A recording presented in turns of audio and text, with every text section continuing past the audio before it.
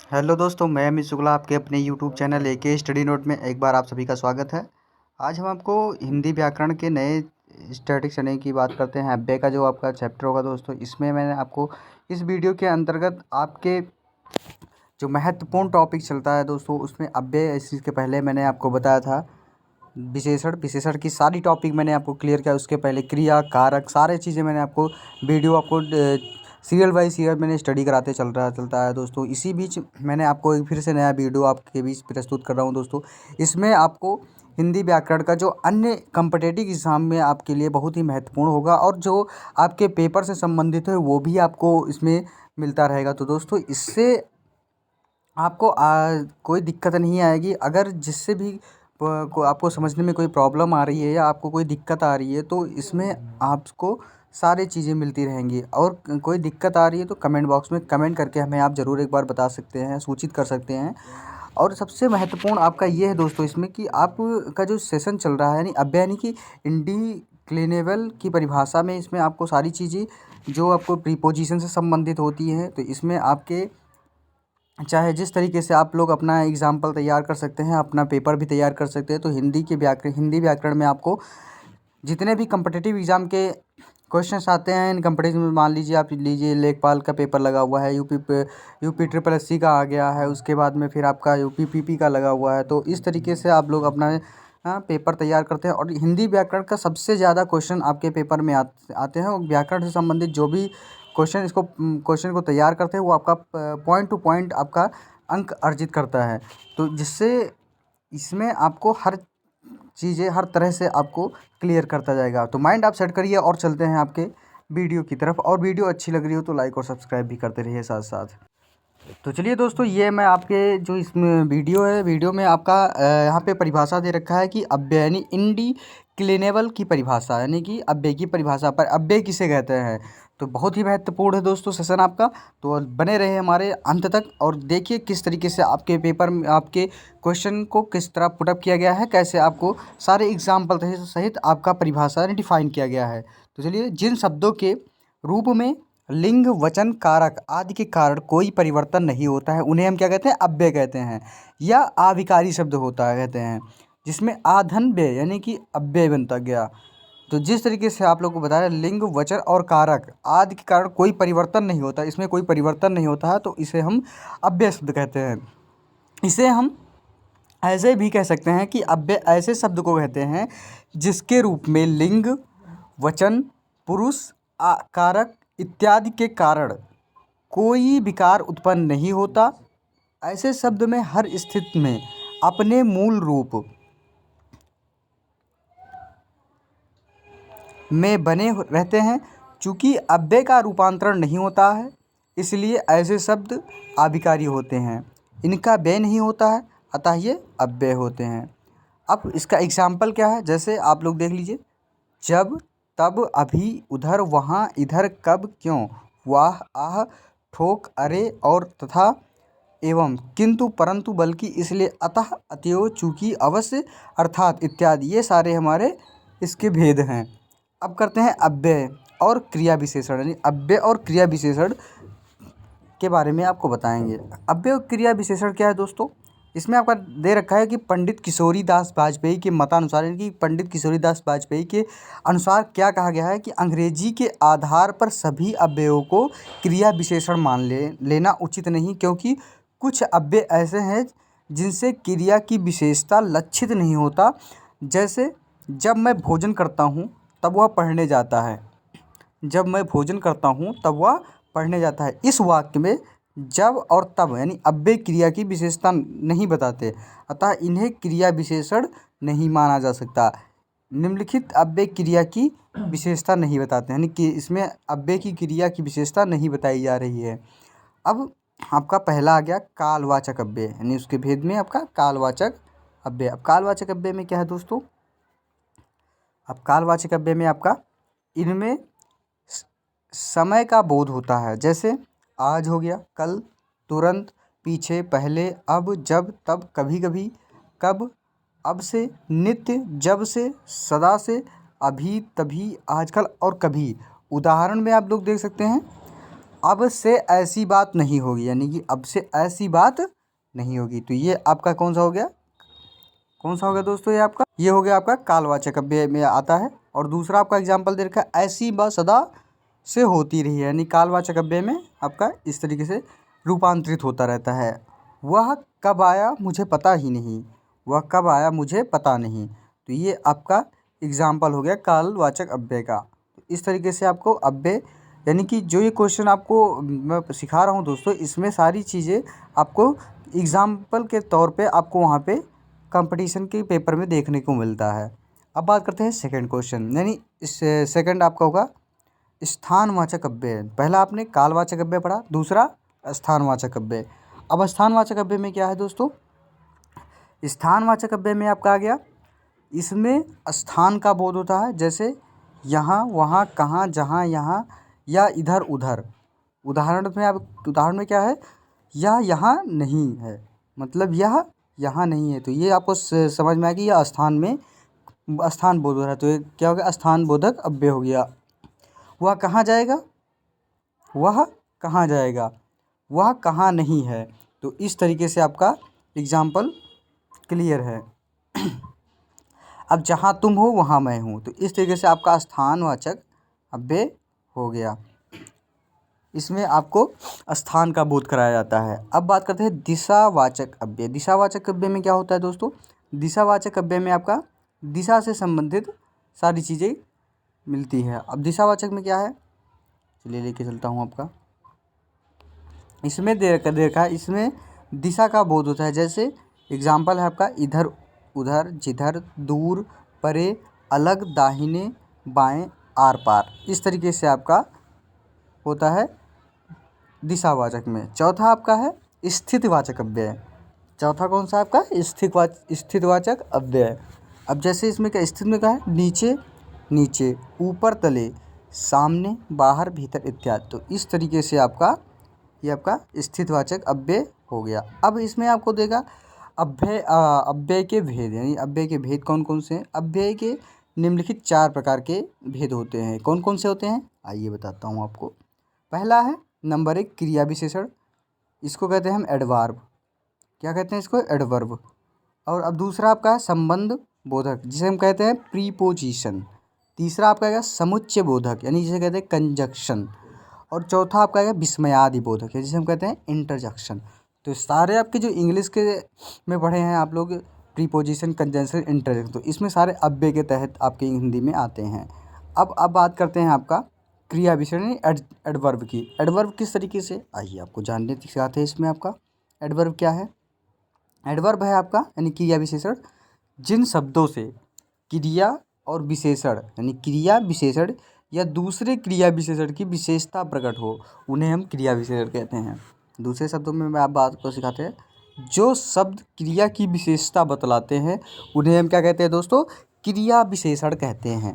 यानी कि जो शब्द क्रिया की विशेषता बतलाते हैं उन्हें हम क्रिया विशेषण कहते हैं। अब जैसे आपका है राम धीरे धीरे टहलता है, राम धीरे धीरे टहलता है। अब राम वहाँ टहलता है, राम अभी टहलता है। तो इस तरीके से 3 आपके एग्जाम्पल हुए। अब एग्जाम्पल में क्या है, इसमें क्रिया विशेषण क्या है आपको बताता हूँ।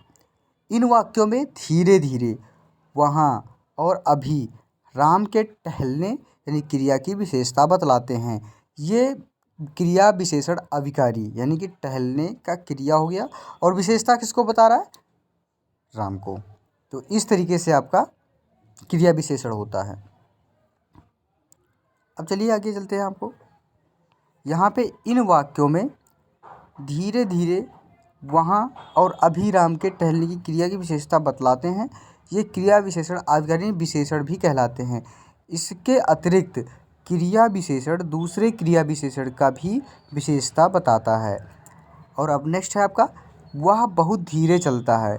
इस वाक्य में बहुत क्या हो गया आपका, क्रिया विशेषण है, क्योंकि यह दूसरे क्रिया विशेषण से धीरे की विशेषता बतलाता है। तो इसमें आपका किसे क्रिया विशेषण बतलाता है, यानी कि बहुत धीरे धीरे, धीरे धीरे की बात हो रही है, तो इसमें आपकी क्रिया की विशेषता बता रही है। अब बात करते हैं क्रिया विशेषण के प्रकार की। क्रिया विशेषण के प्रकार कितने होते हैं, आइए आपको दिखाता हूँ मैं। क्रिया विशेषण के प्रकार, नंबर 1 प्रयोग के अनुसार। एक तो आपका पहला हो गया साधारण, दूसरा संयोजक और तीसरा अनुबद्ध। तीनों इंपॉर्टेंट है दोस्तों। ये तीनों के आपके ये आपके कौन किसके हो गए? क्रिया विशेषण के प्रकार। क्रिया विशेषण में पहला कौन सा है? साधारण हो गया यानी सिंपल, संयोजक हो गया और तीसरा आपका क्या हो? अनुबद्ध। तो तीनों आपके इंपॉर्टेंट है दोस्तों। वीडियो अच्छी लग रही हो तो लाइक और सब्सक्राइब भी करते रहिए साथ साथ। अब बात करते हैं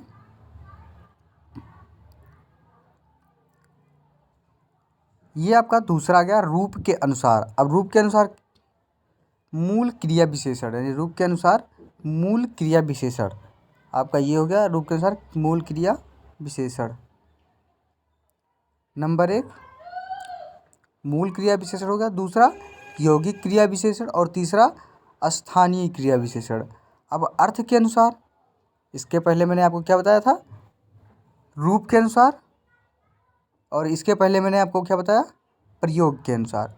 यानी कि क्रिया विशेषण के प्रकार आपके कौन है? प्रयोग के अनुसार 3 हो गए आपका, साधारण, संयोजक और अनुबद्ध। और दूसरा आपका हो गया रूप के अनुसार। रूप के अनुसार का आपका कौन हो गया? मूल क्रिया विशेषण और यौगिक क्रिया विशेषण। तीसरा आपका हो जाएगा स्थानीय क्रिया विशेषण। अब यहाँ पे आपका है अर्थ के अनुसार। नंबर 1 क्या हो गया? परिमाणवाचक। अब पहला आपका हो गया इस पर प्रयोग के अनुसार क्रिया विशेषण के 3 भेद। कौन कौन से हैं आपको दिखाता हूँ। पहला आपका है साधारण क्रिया विशेषण। ये आपका पहला हो गया प्रयोग के अनुसार में। जिन क्रिया विशेषणों का प्रयोग किसी अव्यय में स्वतंत्र होता है, जिन क्रिया विशेषणों का प्रयोग किसी वाक्य में स्वतंत्र होता है उन्हें हम क्या कहते हैं दोस्तों? साधारण क्रिया विशेषण कहा जाता है। जैसे हाय अब मैं क्या करूं, बेटा जल्दी आओ, अरे सांप कहाँ गया। तो इस तरीके से आपका साधारण क्रिया विशेषण, जिसे हम कहते हैं एक्सक्लामेटरी से संबंधित क्वेश्चन, इंग्लिश में कहते हैं एक्सक्लामेटरी से। अब दूसरा आपका आ गया संयोजक क्रिया विशेषण। नंबर 2 आपका हो गया संयोजक क्रिया विशेषण। जिन क्रिया विशेषणों का संबंध किसी वाक्य से रहता है उन्हें हम क्या कहते हैं दोस्तों? संयोजक क्रिया विशेषण कहता है। जैसे इसमें एग्जाम्पल आपका है, जब रोहिताश्रु ही नहीं तो मैं ही जाकर क्या करूँगी। ये आपके सारे एक्सक्लामेटरी से संबंधित है, लेकिन इससे भी आपको जो भी दिक्कत आ रही है वो आप लोग हमसे ज़रूर क्वेश्चन करके पूछ सकते हो उसको। जहाँ सभी समुद्र है वहाँ किसी समय जंगल था, यानी कि जहाँ अभी समुद्र है वहाँ किसी समय जंगल हुआ करता था। इस तरीके से आपका यहाँ पे हुआ संयोजक। अब तीसरा हो गया आपका अनुबद्ध क्रिया विशेषण। अनुबद्ध क्रिया विशेषण में आपका क्या है दोस्तों? आइए बताता हूँ आपको।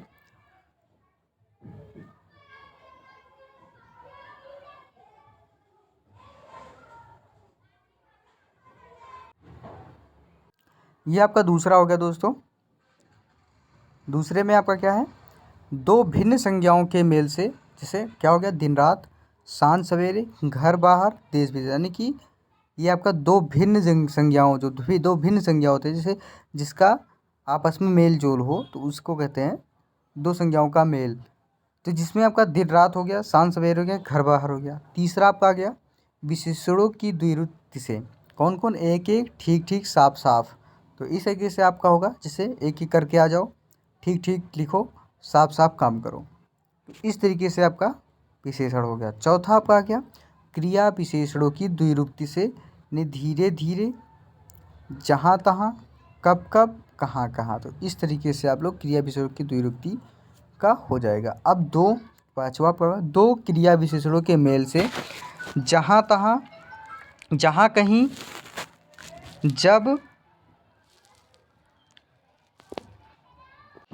जब कभी, कल परसों, आसपास।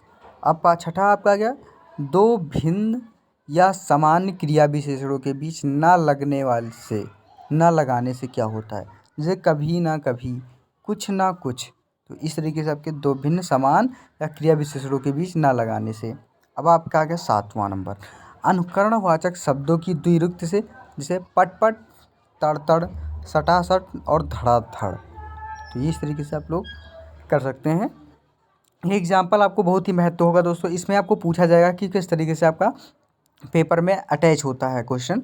तो ये सारी चीज़ें क्या आपके पेपर में अटैच होता रहता है, तो इसमें आपको कुछ ऐसा नहीं है कि आप लोग नहीं पढ़ेंगे तो पेपर में नहीं आएगा। तो ये सारे पूछे जैसे सटासट धड़ाधड़ किस अनुकरणवाचक अनुकरण शब्दों की किस अनुकरणवाचक से संबंधित है, किस अव्यय से है। तो आप लोग अव्यय तभी जानेंगे कि ये क्रिया विशेषण से संबंधित है, तो आप लोग कर पाएंगे। तो ये सारे अव्यय से अपडेट किया गया है दोस्तों। अब बात करते हैं आपका संज्ञाओं और विशेषण के योग से एक साथ एक बार दो। तो इस तरीके से आपका 8वां हो गया, यानी संज्ञा और विशेषण के योग से एक साथ एक बार दो। अब बात करते हैं 9वां आपका, 8वां मैंने पहले बताया आपको, अव्यय और दूसरे शब्दों के मेल से प्रतिदिन, यथाक्रम, अनजाने और आजन्म। 10वां हो गया आपका पूर्व काल, कृदंत और विशेषण के मेल से, जैसे विशेष कर, बहुत कर, मुख्य कर, एक एक कर। तो इस तरीके से आपका पूर्वकालिक कृदंत और विशेषण के मेल से बनता है। अब बात करते हैं स्थानीय क्रिया विशेषण। स्थानीय क्रिया विशेषण में क्या है दोस्तों आपका, स्थानीय क्रिया विशेषण में ऐसे क्रिया विशेषण जो बिना रूपांतर के किसी विशेष स्थान में आते हैं स्थानीय क्रिया विशेषण कहलाते हैं। जैसे वह अपना सिर पढ़ेगा, वह अपने सिर पढ़ेगा, अर्थात अभी आपका हो गया स्थानीय क्रिया विशेषण के अनुसार। अब तीसरा है आपका अर्थ के अनुसार क्रिया विशेषण के शब्द, यानी कि आपको अर्थ के अनुसार यहाँ पे क्रिया विशेषण आएगा। नंबर 1 आपका है परिमाणवाचक क्रिया विशेषण। परिमाणवाचक क्रिया विशेषण क्या है, जो शब्द क्रिया या परिमाण या माप प्रकट करते हैं उन्हें हम परिमाणवाचक क्रिया विशेषण कहते हैं। परिमाणवाचक क्रिया विशेषण कहते हैं। तो दोस्तों ये आपको मैंने यहाँ पे स्थानीय क्रिया विशेषण तक बताया, और आपका ये आपका अब आपका आ गया अर्थ के अनुसार क्रिया विशेषण के भेद, यानी कि मैंने थोड़ा बहुत आपको अर्थ के अनुसार क्रिया विशेषण के बारे में बताया। ये आपका रहेगा, अगली हेडिंग आपकी रहेगी परिमाणवाचक क्रिया विशेषण, यानी कि अगले वीडियो में मैं आपको इसमें आपको अर्थ के अनुसार क्रिया विशेषण के भेद बताएंगे और परिमाणवाचक भी क्रिया विशेषण के बाद। तो दोस्तों बने रहेंगे हमारे वीडियो के अंत तक, और आपको जो भी दिक्कत आ रही हो कमेंट बॉक्स में आप लोग कमेंट करके बता सकते हैं। और आपका अगला टॉपिक होगा अर्थ के अनुसार क्रिया विशेषण, यानी कि अव्यय का अर्थ के अनुसार क्रिया विशेषण। तो दोस्तों इसी बीच में अगले वीडियो के साथ जरूर आऊँगा। दोस्तों अगर वीडियो आप लोग को अच्छी लगी हो तो लाइक और सब्सक्राइब भी करते रहिए, और जिसने अभी तक हमारे चैनल को सब्सक्राइब नहीं किया वो सब्सक्राइब कर दे और बेल आइकन को प्रेस कर दे, जिससे हमारे आने वाले वीडियो आप लोग को मिलती रहे। तो इसी के साथ दोस्तों जय हिंद दोस्तों।